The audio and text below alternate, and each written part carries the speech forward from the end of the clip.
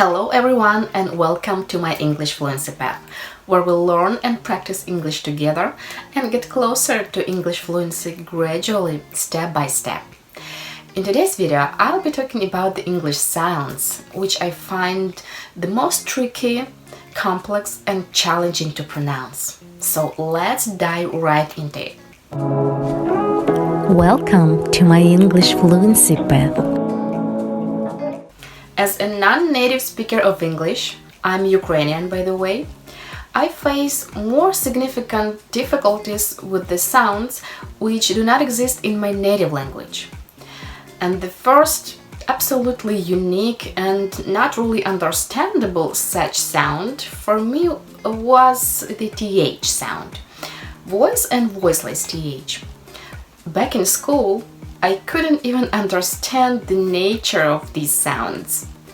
Amazingly enough, I was able to master these sounds pretty much quickly, and now they don't bother me, they don't cause any problems unless they are part of a bigger, more complex sentence with tricky transitions, like these ones. 33,000 people think that Thursday is their 30th birthday. Or Beth's and Nathan's father threw their cat's things in the bathroom and now they can't breathe in there. These are only a few of many tongue twisters that help me practice and master many challenging English sounds. I love practicing tongue twisters, I shared it before, and this method of practicing pronunciation works just perfectly for me.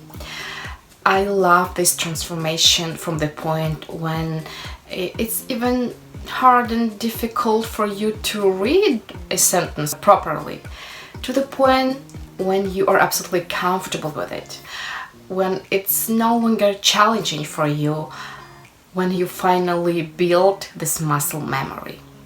But the main thing here is that you really have to go through this massive practice and repetition.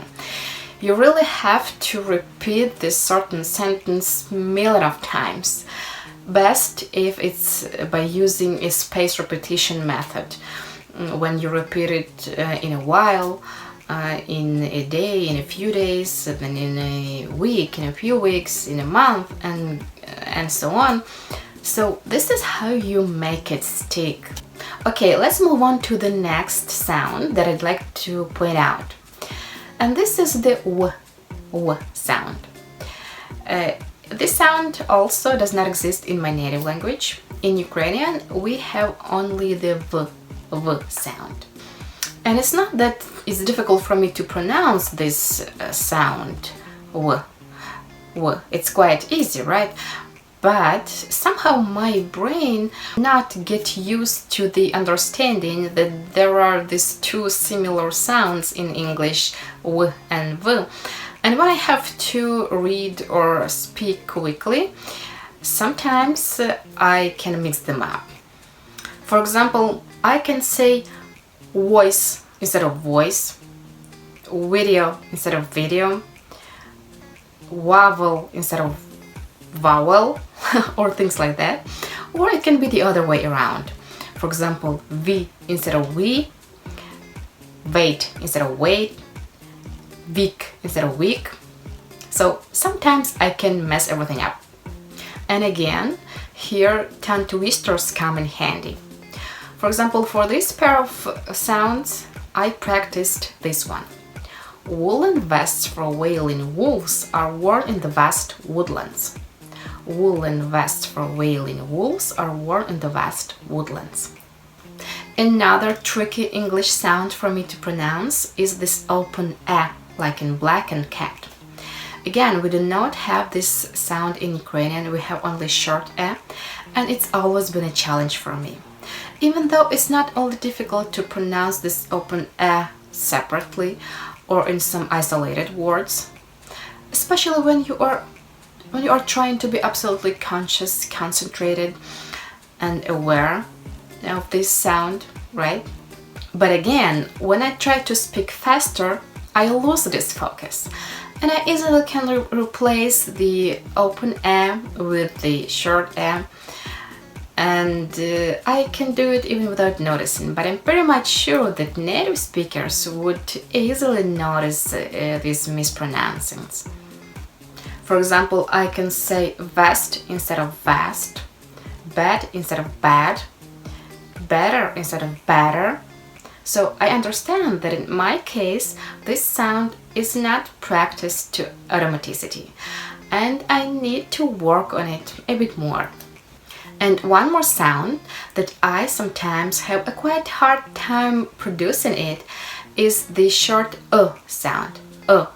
Like in foot, book, took, put, full, sure. In Ukrainian we have only the long And a few years ago, I couldn't even recognize and distinguish these two sounds.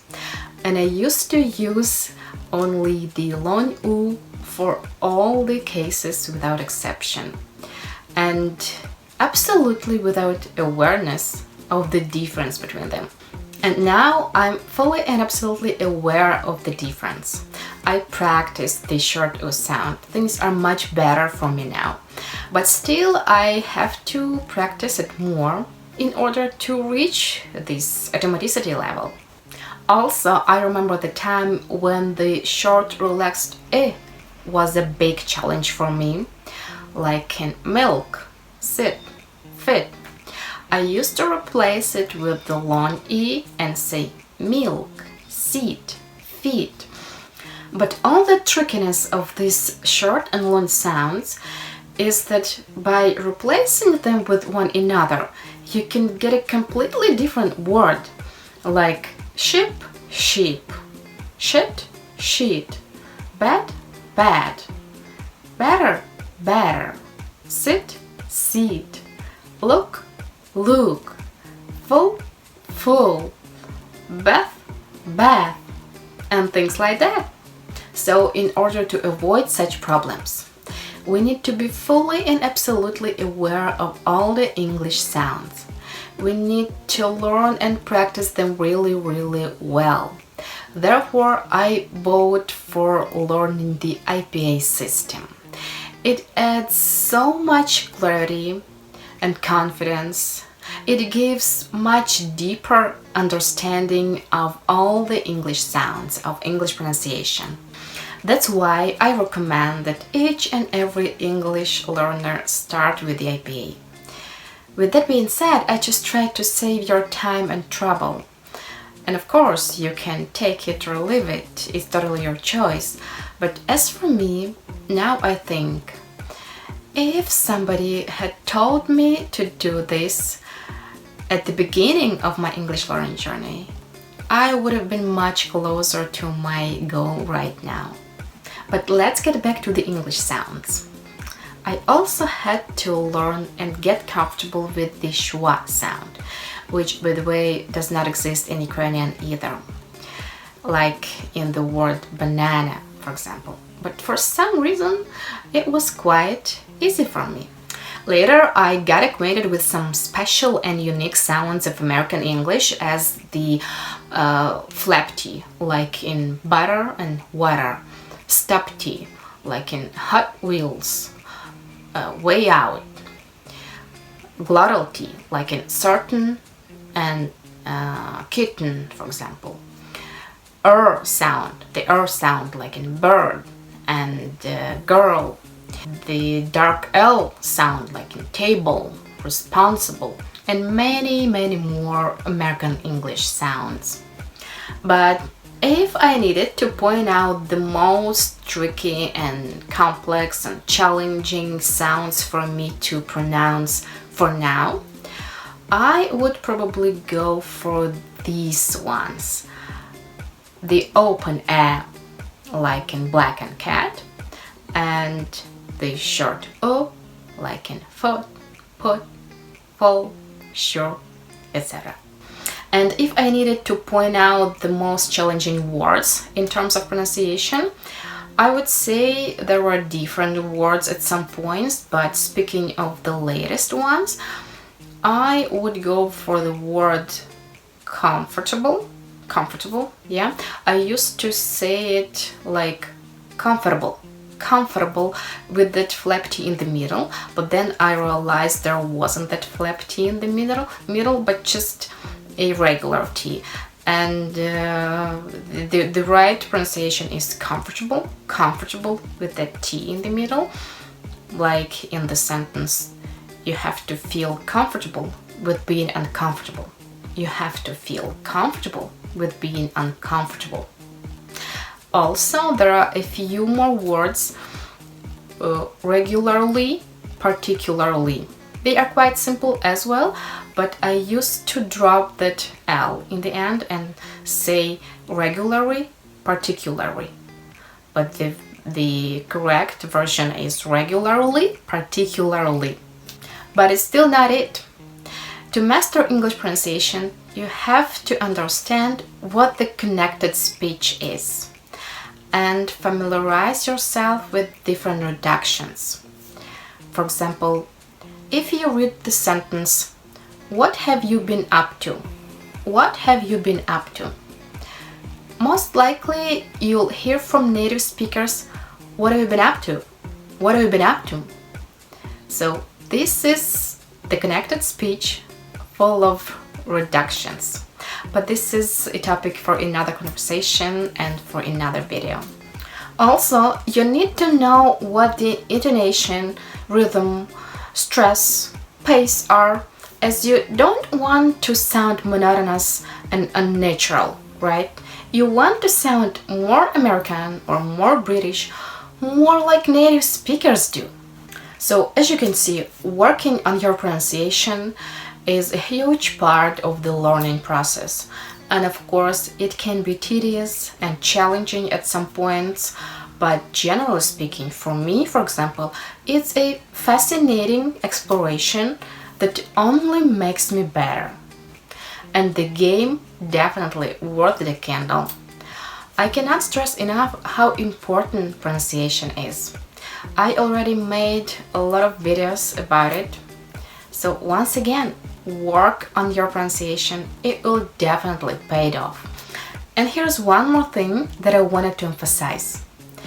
We are absolutely lucky and happy to live in the age of digital technologies and the internet and advanced technologies, right? This is something that makes any learning process much easier, much more efficient and productive. And what is most importantly here, it can be even for free. And this is exactly the way that helped me master my English pronunciation. Okay, that will be it for now. Hope you found this video to be interesting. Hope you enjoyed it. So guys, comment, like and subscribe. Take care and until the next one. Bye.